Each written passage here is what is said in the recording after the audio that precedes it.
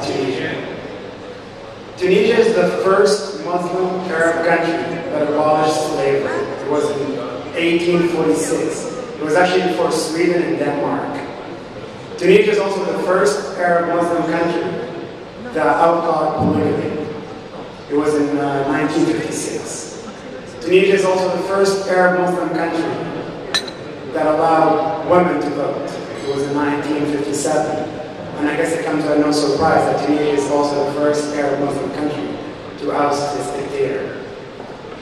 I'm going to talk a little bit about myself. As Felix said, I'm a Tunisian living in America. I'm a software engineer. I work at Yahoo. I had a decent life. I accomplished what they call the American dream. And I used to always be asked by my friends, and they keep going like, why are you doing all these things? Why are you asking for trouble? And my answer is always, I want when my kids ask me one day why is Tunisia like this, I want to tell them that I actually tried and I failed. But at least I tried.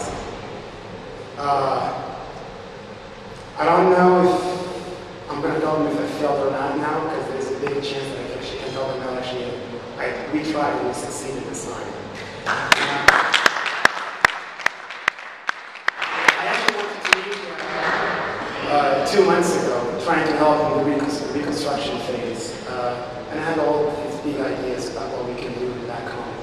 I was bringing my technical skills and thinking, this big potential of rebuilding the country. And some of you might know that actually got kidnapped and brutalized by the police for quite a while, just for committing the crime of taking my camera and videotaping a policeman beating up a journalist. Actually, those police, they thought they were going to scare me and they were going to shut me up by doing that. But what they didn't know, they actually, by doing that, they actually amplified my voice.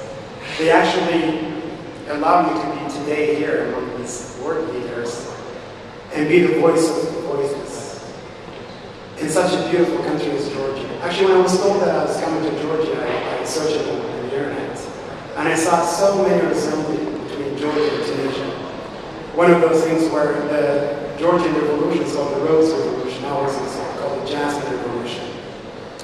There was a very, Georgian had the Mara movement, is enough. We had the same one called Yizzy.